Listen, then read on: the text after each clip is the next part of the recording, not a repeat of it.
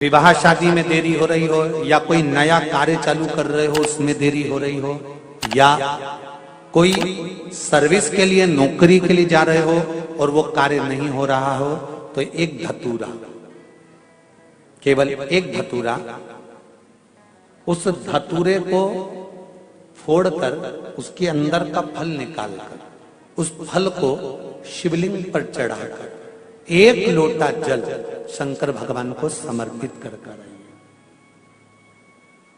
दिन होना चाहिए मंगलवार। कौन सा दिन होना चाहिए? जम के बोलो जरा, मंगलवार का समर्पित करो। उसके बाद में आप विवाह के लिए अगर समर्पित करे हैं तो विवाह में देरी नहीं होगी।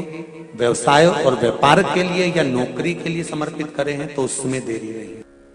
तुम जिस दिए में भगवान की आरती उतारते हो, जिस दिए से तुम भगवान की पूजन करते हो, उस दिए की बत्ती को नीचे डाल दीजिए और उस दिए को पानी की बाल्टी में धो दीजिए। कौन सी बाल्टी में? जिस बाल्टी के पानी से आप बच्चे को स्नान करा सको। महाराज केवल भगवान पर से ले जाकर, पास में से ले जाकर उस बाल्टी में थोड़ी देर डाल दो और उस बाल्टी के पानी से उस बच्चे को स्नान करा दीजिए।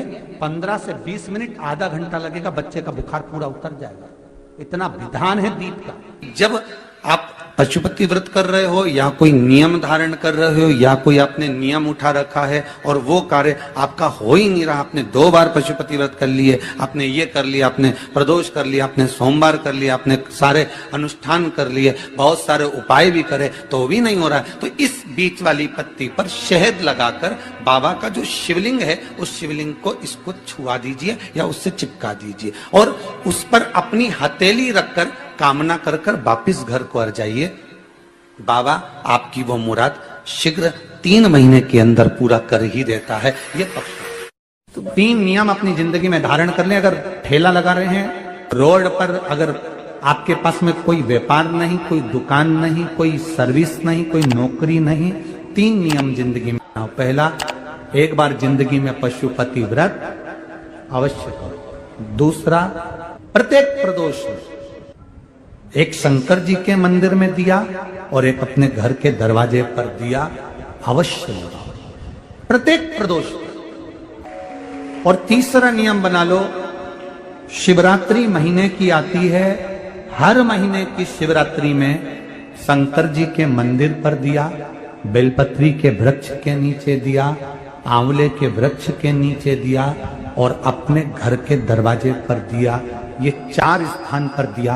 प्रत्येक महीने की शिवरात्रि पर लगाना प्रारंभ करो। 4-5 शिवरात्रि निकलेगी, बाबा इशारा कर देगा और तेरी नैया पार। शिवलिंग है, जलाधारी है, पार्वती जी की मूर्त है, गणेश जी की भी मूर्ति है, कार्तिकेय जी की भी मूर्ति है, नंदी की भी मूर्ति है। तो किसी ने कहा कि गुरुजी हम जब शंकर जी को जल चढ़ाते हैं तो पार्वती जी को, गणेश जी को, कार्तिकेय जी को, नंदी को, सबको जल चढ़ाना चाहिए। शिव महापुराण की कथा कहती है केवल शिवलिंग पर आपने जो जल समर्पित करा है वो जल पार्वती जी को भी मिल गया, गणेश जी को भी मिल गया, कार्तिकेय जी को भी मिल गया। उसके सिवाय तुम्हें ये नहीं कि यहां भी जल चढ़ाओ वहां भी जल चढ़ाओ, ना, केवल शंकर जी पे तुमने जल चढ़ा दिया, शिव पिंडी पर जल चढ़ा दिया, वो जल तुम्हें शंकर भगवान का चढ़ा हुआ जल सबको प्राप्त हो गया। अब उसमें तुम्हें ये नहीं सोचना कि मैंने पार्वती जी को तो स्नान कराया ही नहीं, मैंने गणेश जी को तो स्नान कराया ही नहीं, मैंने कार्तिकेय को तो स्नान कराया ही नहीं, ना ना ना। आज पंजाब की इस पवित्र भूमि पर अगर यह प्रसंग निकला है तो इसको आप अगर सुनेंगे तो आपका जीवन सार्थक होगा। शिव जी को 5 तरह से जल चढ़ाने का तरीका है। जैसे पंचामृत होता है, दूध, दही, शहद, घी, शक्कर, ये सब पंचामृत के अंतर्गत आते हैं, उसी तरह शंकर जी को 5 तरह से जल चढ़ाने का क्रम वर्णित किया गया। अब उसको समझेंगे, बहुत सावधानी से समझिएगा। पहला, जल लेकर आए, सीधे डायरेक्ट शंकर भगवान के शिवलिंग पर चढ़ा दिया, ये प्रथम जल का चढ़ाने का तरीका। दूसरा, जहां से पानी बहकर जाता है, जहां से जल बहकर जा रहा है, उसके ठीक विपरीत जल उत्तर में जा रहा है, आप दक्षिण में खड़े होंगे और दक्षिण में खड़े होकर उत्तर की ओर मुख करेंगे और शिव जी को जल समर्पित करेंगे। ये रोग मुक्ति करने वाला है और हमारे रोग पर हमें विजय प्रदान करने वाला है। ये जल चढ़ाने का था। एक सीधे मंदिर में गए, लोटा भरकर जल उठाया, शिव जी को चढ़ा दिया। दूसरा जल, जहां से पानी बहता है, शिव जी का चढ़ा हुआ जल जहां से बहकर जाता है, उसके ठीक विपरीत में शिव जी का जल इधर जा रहा है तो तुम यहां खड़े हो, तुम यहां बैठो, यहां मत बैठना, यहां मत बैठना, इधर बैठो। अगर रोग का निवारण है तो यहां बैठकर। तीसरा, अशोक सुंदरी से जल चढ़ाते चढ़ाते शिवलिंग तक लेकर जाना और शंकर भगवान के शिवलिंग पर पूर्ण जल समर्पित करना। ये तीसरा तरीका, ये कार्य की सिद्धता के लिए। हम जब किसी से आस ना लगाकर परमात्मा से विनती करते हैं तो वो विनती करने का तरीका तीसरा। चौथा, शिव जी पे चढ़ा हुआ जल 5 जगह पर समर्पित करना। गणेश जी, कार्तिकेय, अशोक सुंदरी, शिवलिंग और जलाधारी, ये चौथा क्रम है। और 5वां जल समर्पित करना,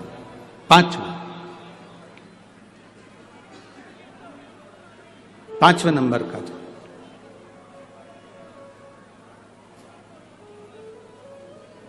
शिव जी को 5 नंबर का जो जल आता है, जो जलाधारी है, ऊपर जिसमें पानी भरा रहता है और नीचे एक एक बूंद टपकता रहता है, जलाधारी में जल समर्पित कर कर उसी जल को बचाकर अशोक सुंदरी वाली जगह पर थोड़ा सा चढ़ाकर उसी में से जल शिवलिंग पर जब हम समर्पित करते हैं तो हम जिस कार्य के लिए जा रहे हैं वो कार्य सफल हो। धतूरे का जो पुष्प है उसको 2 जगह पर समर्पित किया जाता है।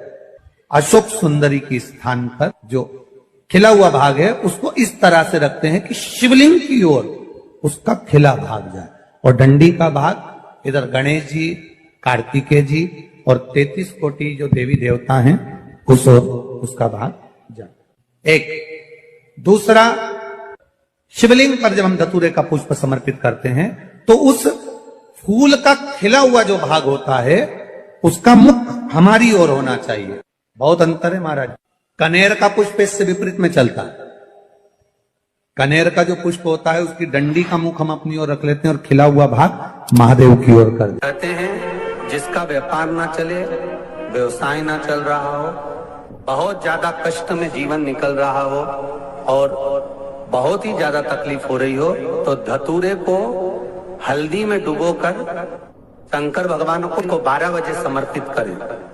उस धतूरे को वापस उठा लाएं 5-10 मिनट के बाद, श्री शिवाय नमस्तुभ्यम बोलकर लाल कपड़े में उसको बांधकर व्यापार वाली जगह में कहीं पर भी उसको बांध दिया जाए। व्यापार पीछे नहीं हटता, व्यापार अग्रण्य भाव में बढ़ता चले जाता है। महाराज, हल्दी में डुबोना पड़ता है। जलाधारी, अशोक सुंदरी वाला स्थान, ये जो जलाधारी है, बेटियों के स्थान से जलाधारी तक जो कनेर के माला बनाकर स्पर्श कर कर लगा देता है, शिवरात्रि के दिन प्रदोष काल के समय पर उस पति पत्नी में कितना भी झगड़ा हो रहा हो, आपस में प्रेम बनना प्रारंभ हो जाता है। अदालत का केस धीरे धीरे समाप्त हो। ये भी अलग अलग होते हैं।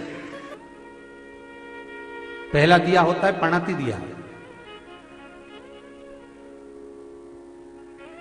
मैं चैनल वालों से कहूंगा, अगर आपके पास में क्योंकि हमने पहले भी कथा में कहा कि जिस जिस जगह का स्मरण कराएं उस जगह का फोटो भी आप दिखाएंगे तो उसका आनंद कथा सुनने वालों को, ऑनलाइन वालों को मिलेगा। पहला होता है पणती दिया। ये पणती दिया मट्टी का दीप, जिस दीप के अग्रभाग को थोड़ा सा बड़ा कर दिया जाता है, उसको पणती दिया गया। ये पणती दिया जब भी भगवान के सामने लगाया जाता है तो इस दिए को सम्मुख में जब रखा जाता है तो दिए का जो लौकी मुख होता है वो अपनी ओर होना चाहिए। पणती दिए की जो लो है, बाती है, उसका मुख अपनी ओर होना चाहिए। विष्णु पुराण कहती है अगर इस दिए की बाती भगवान की ओर रहती है तो हमें तपन की अनुभूति होती है, पर इस दिए की बाती जब हमारी ओर होती है तो हमारे शरीर में कोई बड़ी बीमारी आने वाली होती है तो वो कट जाती है। पणती विष्णु पुराण में दूसरा दीप कहा गया है निरांजन दीप। विष्णु पुराण में दूसरे दीप का वर्णन निरंजन दीप। जिस निरंजन दीप में महाराज आपने देखा होगा डमरू जैसी आकृति होती है। अगर चैनल पे कथा देख रहे होगे तो इनके पास में अगर होगा तो अवश्य दिखाएंगे। निरंजन, इस निरंजन दीप में डमरू की आकृति होती है, रखने का भाग और ऊपर का भाग इस तरह से, और ऊपर उसमें दिए लगाए के लिए बाती का स्थान रहता है। किसी किसी में 5 कंगूरे होते हैं, किसी किसी में 6 कंगूरे होते हैं। इसको निरंजन दीप कहते हैं। महाराज विष्णु पुराण के 5वें अंश में लिखा गया निरंजन दीप भगवान के सम्मुख में राइट भाग में लगाया जाता है। भगवान का जो स्थान होता है, भगवान का जो मंदिर होता है, तो भगवान का राइट, आपका होगा लेफ्ट, क्योंकि आप भगवान के सामने बैठोगे तो भगवान का राइट, आपका लेफ्ट। तो आप जब लगाएंगे तो आप लेफ्ट में लगाएंगे, आपका लेफ्ट होगा और भगवान का वो भाग राइट कहलाएगा। तो भगवान के सीधे हाथ की ओर लगता है। माना निरंजन, निरंजन दीप कभी भी तेल का नहीं लगता। माना निरंजन दीप कभी भी तेल का नहीं लगेगा। हाँ, यह हो सकता है कि बटी निरंजन जो दीप होता है उसमें तेल डाल सकते हैं। बटी निरंजन दीप जो होता है उसमें कंगूरे नहीं होते। बटी निरंजन दीप केवल गोल होगा, ऊपर से डमरू जैसी आकृति होगी, डमरू जैसा होता है, ऊपर से उसमें कहीं कंगूरे नहीं होते। महाराज अगर आप चैनल पे देख रहे होंगे तो बटी निरंजन दीप का भी वर्णन आपको दिखाया जा रहा होगा। बटी निरंजन जो दीप होता है वो केवल डमरू की आकृति में होता है, उसमें कोई कंगूरे नहीं होते। पर निरंजन जो दीप होता है उसमें कंगूरे होते हैं। तो जो निरंजन दीप होता है उसमें कभी तेल नहीं डाला जाता। निरंजन दीप को हमेशा घृत से ही लगाया जाता है। पर बटी निरंजन जो दीप होता है उसमें आप तेल डाल सकते हैं। बटी निरंजन दीप जो लगाएंगे वो तेल का लगा सकते हैं, पर निरंजन में कभी तेल नहीं डाला जाता। क्यों नहीं डालते? विष्णु पुराण कहती है निरंजन दीप के अंदर अगर तेल की बाती लगाकर लगाया जाता है तो 1 रुपया कमाते हैं, 1.25 रुपये खर्च होगा।